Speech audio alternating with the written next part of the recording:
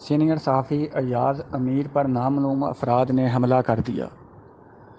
ذرائع کے مطابق ایاز امیر نجی ٹی وی کے دفتر سے نکلے تو ایبٹ روڈ پر نامعلوم افراد نے روکا اور انہیں تشدد کا نشانہ بنایا۔ حملہ آوروں نے تشدد کر کے ایاز امیر سے موبائل فون اور پرس بھی چھین لیا۔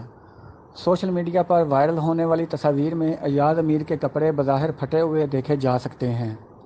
دوسری جانب سی سی پی او نے ایس پی سول لائن سے واقعے کی رپورٹ طلب کر لی ہے۔